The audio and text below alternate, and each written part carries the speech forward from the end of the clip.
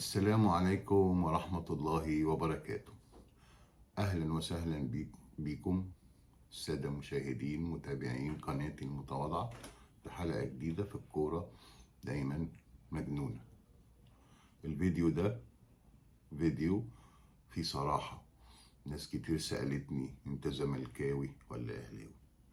فبقول لهم أنا زملكاوي وبحترم النادي الأهلي وجماهيره جدا، والنادي الأهلي زي الزمالك جزء من الكرة المصرية ومش الجزء بس، يعني من أقوى الأندية الأفريقية والمصرية. والنادي الأهلي بنحترمه، بنحترم جماهيره وبيفوز ببطولات كتير وألقاب كتير، وبنحترم كل المنافسة الشريفة.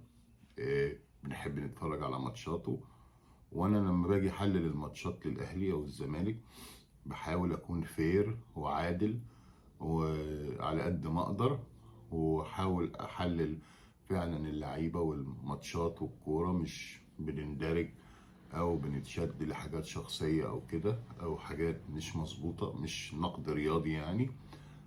كل الاحترام للنادي الأهلي وجماهيره ولاعيبته في إطار المنافسة الشريفة. طبعا الزمالك ده عشقي وأنا بحبه، واتربيت على فاروق جعفر وحسن شحاتة وإبراهيم يوسف الله يرحمه، وطبعا جمال عبد الحميد وأساطير كتيرة جدا، أشرف قاسم، أحمد رمزي، يعني الليستة طويلة. مفيش شك طبعا إن بيبو من أحسن اللعيبة اللي جابتهم مصر، كلنا بنحترمه. وطبعا بحب شيكابالا جدا، في الزمالكاوي ما بيحبش شيكابالا.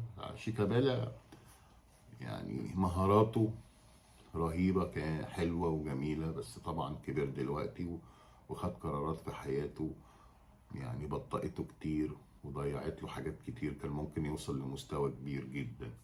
يعني أنا شايف شيكابالا من الناس القليلة قوي في الكرة المصرية اللي عندهم المهارات المراوغة والجري والتصويب.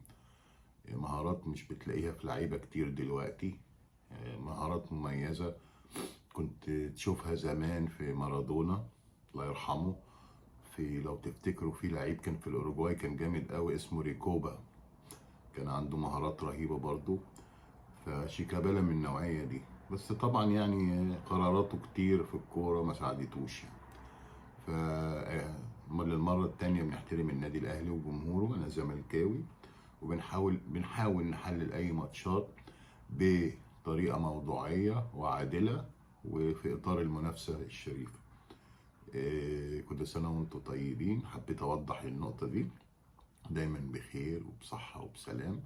تابعوا قناتنا، سبسكرايب وفولو، وهتلاقوا جوائز كتير وحاجات حلوة كتير وتحليلات وكلام عن الكورة كتير.